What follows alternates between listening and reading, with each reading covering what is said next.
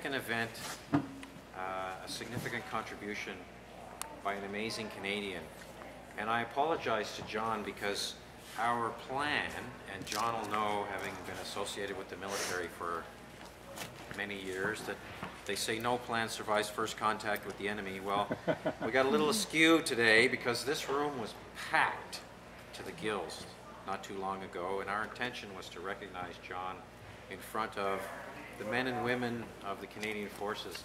I was asked on behalf of the Chief of Defence Staff, Brigadier Correction General Walter Natinchuk, to make this presentation on his behalf while I was here in Borden to John, and certainly in front of the friends and family that John had with him. So for those that don't know, and I know that those that came down with John know quite well, but since 2006, John has collected donations for the Assistance to Afghanistan Trust Fund, totaling in excess of $23,000 to support the people of Afghanistan. This support has greatly improved the quality of life for children in the Dan district by providing them with much needed medical and school supplies. John has had a great effect on the lives of these children and their families, providing them with renewed hope and positively shaping their perspective of Canada.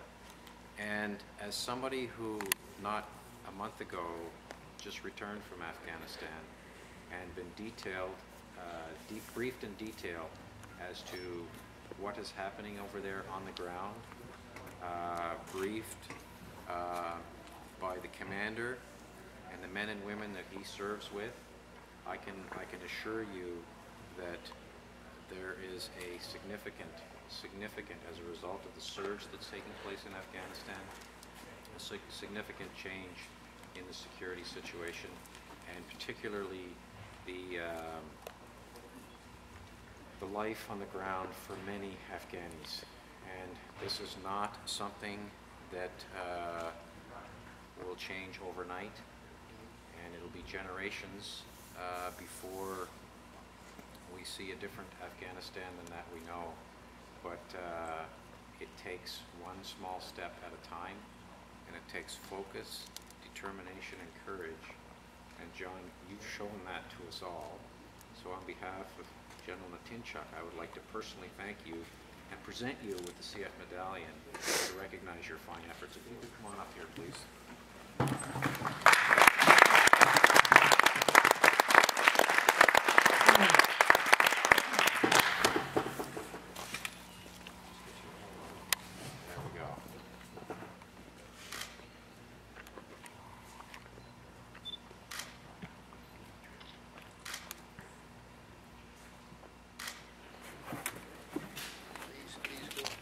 Pictures. Take whatever position you need. Take your pictures. I don't know which one is more handsome.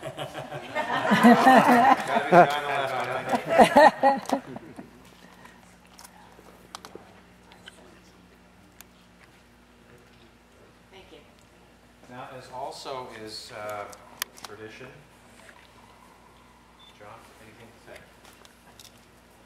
Well, first of all, I'm very honored to be here. I'm very grateful.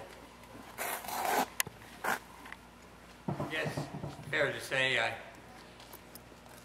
I went into high school in 1939, and I'll say something humorous first. I had the best of two worlds. I ended up my fourth year of high school of being an officer in the cadet corps, so I had the use of the officer's mess. And I ended up being a sergeant in the Reserve Army, so on the other training night I had the use of the sergeant's mess. So I got a very early introduction into the Army.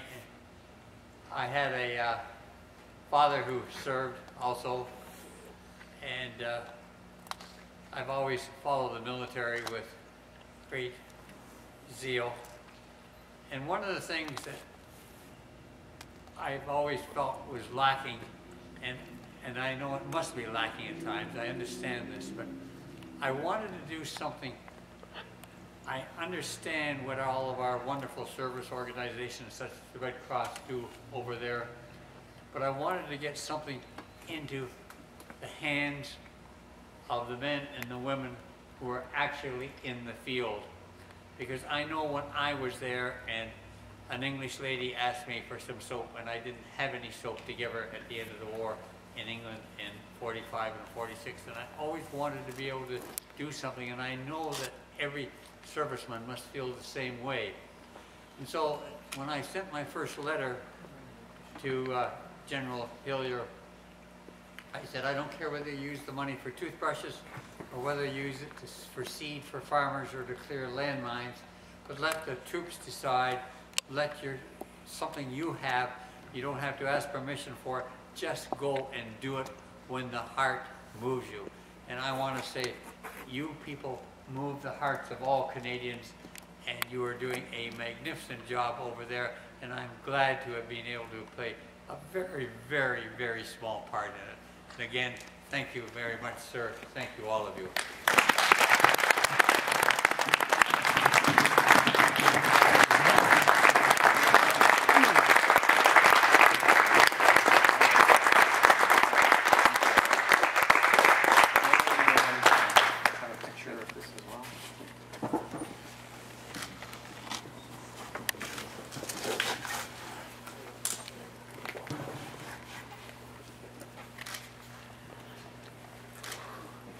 Would the family like to join for a picture? And then